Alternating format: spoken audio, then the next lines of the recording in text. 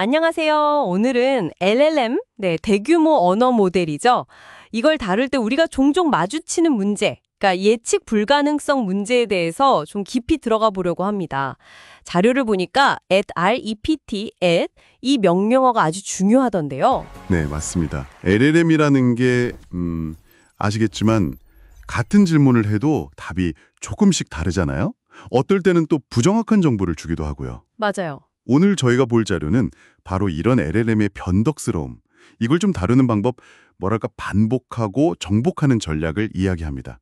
그냥 여러 번 하는 것과는 좀 다른 차원이죠. 반복하고 정복한다. 표현이 재밌는데요. 그럼 이 전략이 왜 중요하고 또 그 핵심이라는 @REPT, 이 명령어가 구체적으로 어떻게 작동하는지.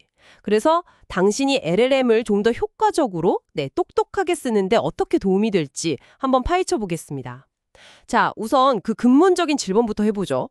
왜 LLM은 예측이 어려운 걸까요? 네, 그게 본질적으로 확률 게임 같은 거거든요. 아, 확률이요? 네, 같은 입력에도 결과가 여러 가지로 나올 수 있다는 거죠.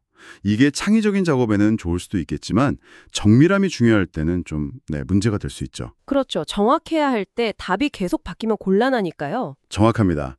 그래서 딱 한 번 나온 결과만 보고 아, 이게 답이다 이렇게 믿는 건 좀 위험할 수 있다는 거예요. 여기서 이제 반복의 힘이 나오는 겁니다. 같은 작업을 여러 번 시켜보는 거죠.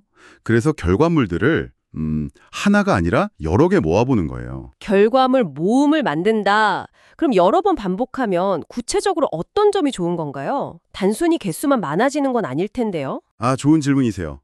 그냥 여러 개 만드는 것 이상이죠. 자료에서도 세 가지 정도 이점을 이야기하는데요. 첫째는 여러 결과들을 쫙 놓고 보면 공통적으로 보이는 핵심 아이디어, 이런 걸 찾아내기가 더 쉬워져요. 아, 진짜 중요한 알맹이를 파악하는 거군요. 그렇죠. 두 번째는 어쩌다 한 번씩 툭 튀어나오는 이상한 답변들 있잖아요. 오류나 뭐 그런 것들. 네, 가끔 황당한 답이 나올 때가 있죠. 네. 그런 걸 걸러나기가 훨씬 쉬워집니다. 예를 들어 광합성 결과가 뭐냐? 5번 물었는데 한 번만 물이라고 이상하게 답하면 아, 이건 오류겠구나 하고 알 수 있는 거죠. 마지막으로는 그렇게 모인 여러 결과 중에서 제일 괜찮은 거, 가장 나은 걸 선택할 기회가 생기는 거고요. 결국 불안정한 과정을 통해서 더 확실하고 견고한 시스템을 만드는 셈이네요. 맞습니다.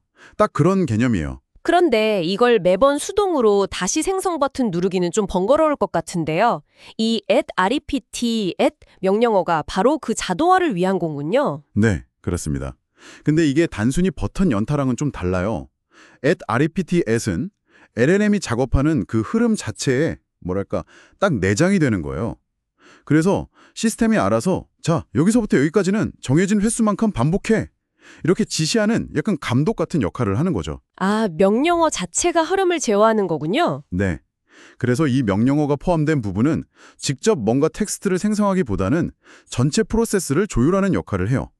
문법은 @rept, 시작, 끝, 횟수, 이런 식인데 핵심 아이디어는 간단해요. 어디서부터 어디까지 몇 번 돌려라 이거죠. 번역하는 작업을 5번 반복시킨다고 가정해보죠. 그럼 결과는 어떻게 나오나요? 네, 좋은 예시인데요. 첫 번째 단계에서 repeat 2025 이렇게 지시하면 이제 두 번째 단계 번역 작업이 5번 실행되는 거죠. 중요한 건 시스템이 이 5번의 시도를 각각 구분할 수 있어야 하고 나중에 그 결과들을 써먹을 수도 있어야 하잖아요. 그렇죠. 그냥 뭉뚱그려서 나오면 의미가 없을 테니까요. 맞아요.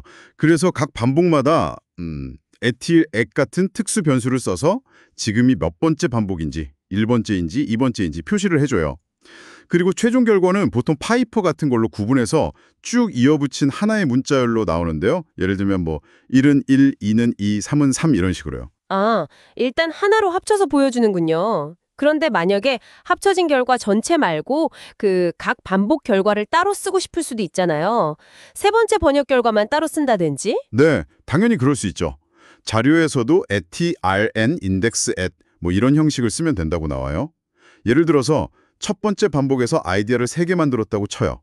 성, 정글, 우주선 이렇게 결과가 나왔다면요. 그 다음 단계에서 tr, to, at, repeat, at, with, at 이런 식으로 참조해서 각 아이디어, 성, 정글, 우주선을 가지고 문장을 하나씩 총 3번에 걸쳐 만들 수 있는 거죠. 오, 상당히 유연하네요. 그냥 반복만 하는 게 아니라 결과를 재활용할 수도 있고 이걸 더 발전시킨 게 아까 말씀하신 RIS 프레임워크라는 건가요? 맞습니다. RIS 이게 실시간 자기 내부 평가, Real Time Interleaved Self-Evaluation의 약자인데요. 여기서 REPT, 가 정말 핵심 엔진 역할을 합니다. 실시간 자기 내부 평가라 좀 어려운데 예시를 들어주실 수 있나요? 네. 자료에 나온 예시가 광합성에 대한 객관식 질문 만드는 거였죠. RIS는 크게 2단계로 작동한다고 보시면 돼요. 첫 번째는 생성 단계, 그러니까 발산하는 단계죠. 여기서 @RAPT, @을 써서 질문 초안을 예를 들어 3개를 만들게 시킵니다. 이 결과는 임시 변수 같은 데 저장되고요. @TR2, 일단 여러 개를 만드는군요. 네.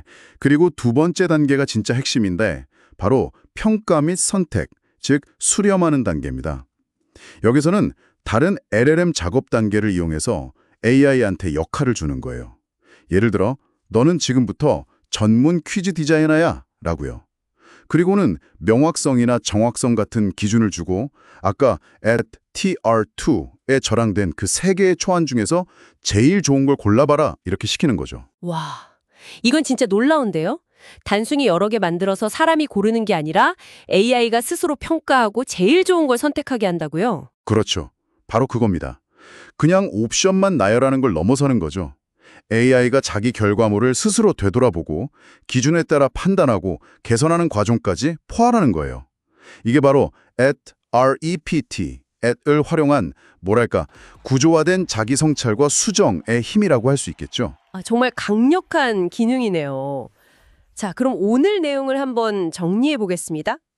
LLM의 예측 불가능성, 그 변덕스러움은 어쩔 수 없는 특성이지만 반복과 정복 전력, 그리고 이걸 자동화하는 @REPT, 명령어를 쓰면 이걸 상당히 완화할 수 있다. 이런 얘기였죠. 네, 맞습니다. 특히 RIS의 프레임워크처럼 단순히 여러 개 만드는 걸 넘어서 생산과 평가 단계를 결합하면 훨씬 더 정교하고 신뢰도 높은 결과물을 얻을 수 있다는 점, 이게 아주 인상 깊었습니다. 그렇죠.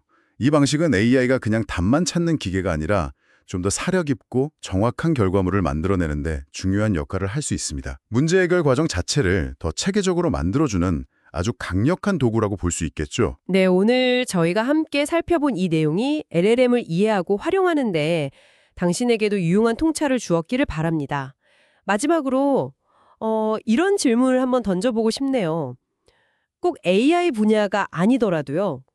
당신의 일이나 학습 과정에서 이렇게 여러 가능성을 일단 만들어 보고 그중에서 최선을 선택하거나 조합하는 아이디어를 어떻게 적용해 볼 수 있을까요?